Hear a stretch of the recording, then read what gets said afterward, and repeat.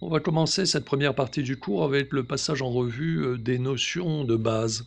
Comme je l'ai dit, il s'agit essentiellement de vocabulaire et d'éléments sur les techniques fiscales de base. Les deux aspects, dans mon esprit, sont très très liés, c'est pour ça que je les ai regroupés ici. Par exemple, si je parle de la notion d'impôt progressif, ben, j'évoque à la fois un terme de vocabulaire fiscal et à la fois, bien sûr, une technique de calcul de l'impôt. Donc, c'est pas toujours facile de distinguer la définition du mot, du terme, de l'expression, de la manière dont elle s'emploie dans son contexte. Et en même temps, les deux s'illustrent réciproquement. C'est-à-dire que la manière dont on va définir l'impôt progressif, eh ben, c'est la manière dont fonctionne la technique. Autre exemple, la notion importante de territoire fiscal relève également aussi du vocabulaire fiscal, mais aussi de la technique.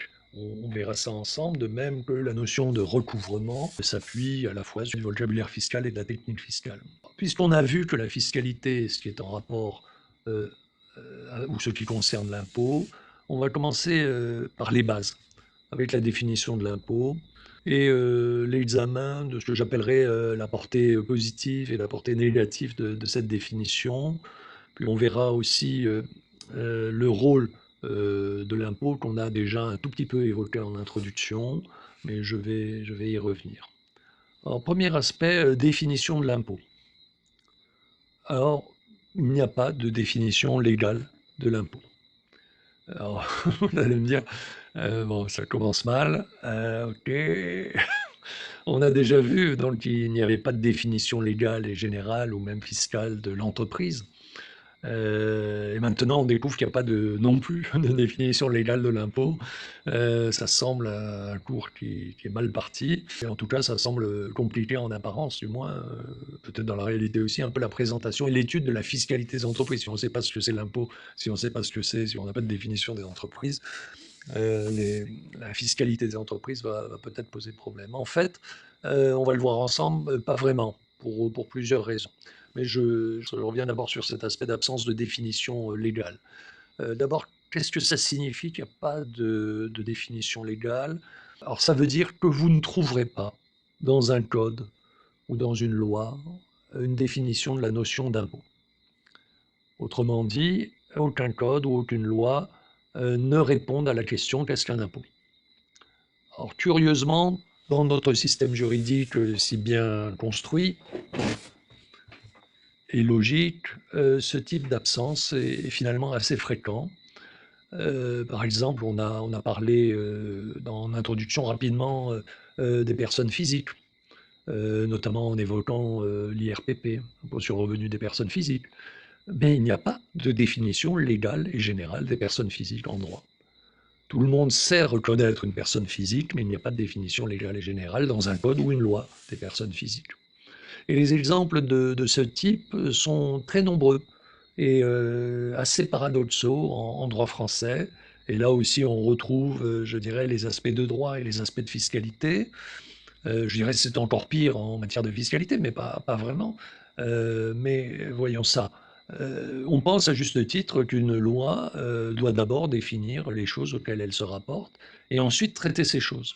C'est en quelque sorte une habitude du droit français de raisonner de manière très rationnelle. On pose la définition, ce qu'on appelle un raisonnement déductif, on pose la définition et ensuite on traite le problème en fonction de la définition. Par parenthèse, c'est cette technique qui est utilisée dans la plupart des lois européennes, c'est-à-dire des règlements, des directives du Parlement et du Conseil de l'Union européenne. Dans ces lois européennes, entre guillemets, donc dans ces règlements et ces directives, il est fréquent que le premier article de ce texte, de ce type de texte, définisse tous les termes importants employés. Vous avez un article premier qui va... alors vous avez ce qu'on appelle des considérants qui servent à justifier le texte, pour considérant qu'il y a ça, considérant qu'il y a ça, etc. Donc les considérants peuvent être très très longs, vous pouvez en avoir plusieurs dizaines, voire des centaines, mais généralement plusieurs dizaines. Et ensuite, article premier du texte européen, vous avez les termes importants qui sont définis.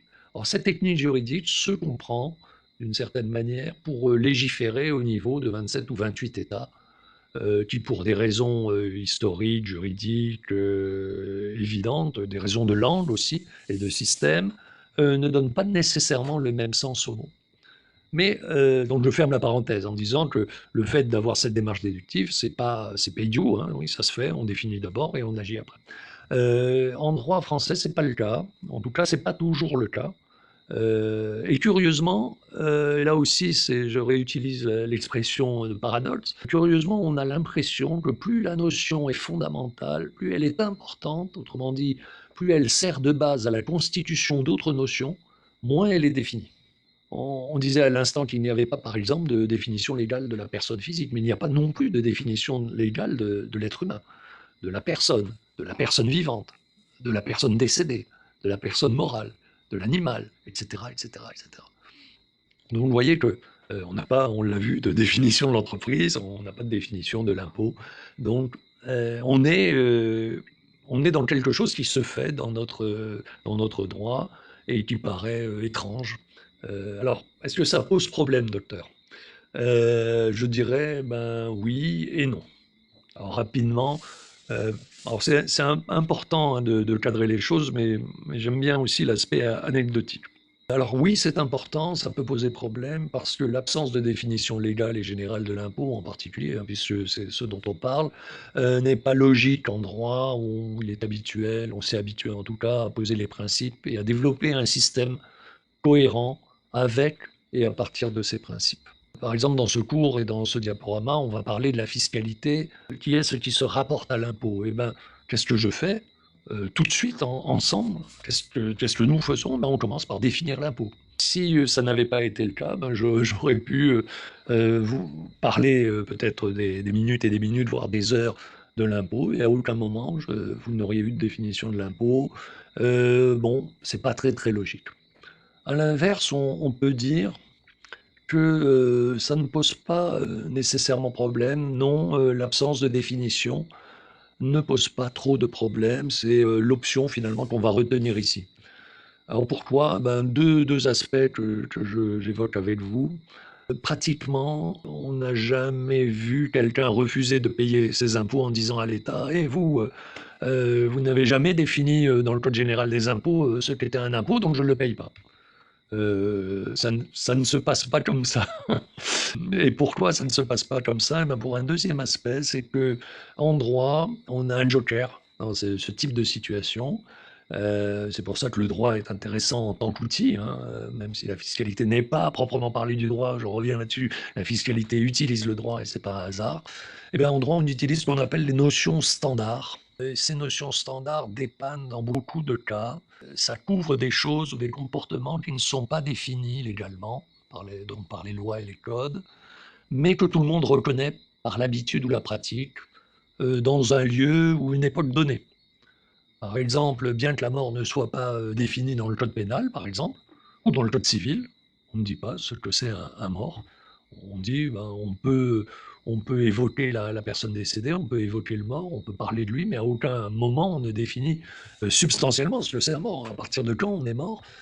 Ben, bien qu'il n'y ait pas ce type de définition, tout le monde reconnaît un mort sur la base bah, du code de la santé publique essentiellement aujourd'hui, avec ce qu'on appelle un certificat de décès, hein, délivré par un médecin, ou du code de procédure pénale avec ce qu'on appelle comment dirais-je, un jugement hein, du tribunal judiciaire sur requête du procureur de la République qui va dire voilà, telle personne qui était disparue depuis 30 ans, on va la considérer comme morte. Et on n'a pas les éléments, etc. Autre exemple, on peut reconnaître un comportement raisonnable, hein, je mets les deux termes comportement et raisonnable entre guillemets. On disait il y a naguère, hein, il y a quelques années, un comportement de bon père de famille, et puis ça a été supprimé en 2015 ou 2016 hein, du code civil. Et ben, le comportement raisonnable, c'est quelque chose que l'on reconnaît, que tout le monde reconnaît sans avoir de définition légale. Alors après, le comportement raisonnable, je peux poursuivre, hein, quelques, quelques exemples pour illustrer pourquoi l'absence de définition ne pose pas trop de problèmes et en même temps justifier la position que je prends dans ce cours. Troisième aspect, hein, pour aller encore plus loin que les deux premiers aspects que j'ai évoqués, mais j'aurais pu me limiter à ça. Euh, L'absence de définition dans les codes ou les lois est complété par une sorte de, comme on dit maintenant, de backstop, de filet de sécurité. Et ce filet de sécurité, qui est très répandu dans certains pays, notamment de droit, anglais, les pays de common law en particulier. Ce filet de sécurité chez nous, c'est la jurisprudence. Alors la jurisprudence, petit mot de définition, très, très rapide, mais je crois qu'on l'avait déjà évoqué dans un précédent cours, l'an dernier. La jurisprudence, c'est, l'interprétation des textes ou de l'absence de texte qui est faite par les tribunaux à l'occasion des litiges dont ils sont saisis. C'est-à-dire que quelquefois, quand il y a un litige à trancher, les tribunaux n'ont pas forcément les textes. Curieusement, malgré l'abondance des textes, tout n'est pas prévu. La vie est encore plus riche que le droit, et tout n'est pas prévu, ou tout n'est pas encore prévu, et dans ce cas-là, ou alors tout est mal prévu, quelquefois les textes sont incohérents, inadaptés, anciens, etc. Et donc les tribunaux, saisis d'une affaire, ont l'obligation de juger, hein, c'est-à-dire qu'ils ne peuvent pas dire: «Ah bah non, j'ai pas le texte, on fait rien». S'ils ne jugent pas, ils se rendent coupables d'un délit, les juges se rendent coupables d'un délit qu'on appelle le déni de justice, hein, qui est prévu par les articles 5 ou 6 du Code civil. Donc les juges sont obligés de juger et ils vont interpréter les textes. Et en interprétant les textes, ils vont créer de la jurisprudence, et cette jurisprudence, comme il y a une hiérarchie des tribunaux, elle va généralement être le fait, bon, des tribunaux subalternes dans un premier temps, puis par voie d'appel et de cassation, des tribunaux supérieurs, essentiellement donc les cours d'appel, et les cours de cassation. La cour de cassation pour l'ordre judiciaire, le Conseil d'État pour l'ordre administratif. Donc la jurisprudence permet d'adapter une notion, l'absence de notion aux circonstances de temps et de lieu. Ça, c'est un point important. Enfin, un point également, auquel j'attache de l'importance, c'est que l'absence de définition légale et générale de la notion d'impôt, ou d'une notion, importante, hein. Là, c'est la notion d'impôt, mais ça peut être la notion de personne humaine, par exemple, ça peut être, la notion d'entreprise, et cetera. L'absence de définition, légale et générale de la notion d'impôt, elle peut offrir de la souplesse sans conduire au blocage du système. Par exemple, ça peut permettre de traiter certaines taxes ou impôts ou cotisations obligatoires comme des impôts, et dans certains cas, ça peut être précieux justement d'utiliser la mécanique, hein, du code général des impôts et des textes fiscaux. Donc voilà, sur les aspects de signification, hein, on est ici, hein, dans notre dans notre présentation. Alors, bon, deuxième aspect, les conséquences, de, cette absence de définition légale, générale de l'impôt. Une des conséquences, on a trouvé un substitut, donc bien sûr la jurisprudence a joué son rôle, mais avant la jurisprudence, on a utilisé une autre technique, qui est également juridique, qu'on appelle la doctrine. La doctrine, c'est, les interprétations ou les écrits, des professeurs de droit, des grands avocats, et cetera, sur une question donnée. Et donc on a une définition, qui s'est constituée, qui est attribuée à un professeur de droit qu'on appelle Gaston Gèze, hein, qui était né en 1869 et qui est mort en 1953, et qui, dans les années 30, a mis à jour, hein, cette définition. Alors je ne sais pas exactement si elle est de lui, ou s'il l'a reprise, ou si il a commencé à la créer, d'autres l'ont complétée. Mais en général, on lui attribue, hein, cette définition, qui est devenue universelle. C'est-à-dire que cette définition que vous voyez, juste dessous, hein, la définition qui est admise, hein, qu'on attribue à Gaston Gès, cette définition, elle est considérée comme universelle. Elle a été reprise à la fois par la jurisprudence, mais à la fois par d'autres États. Il nous dit quoi? Il nous dit, l'impôt, on le lit ensemble, excuse-moi.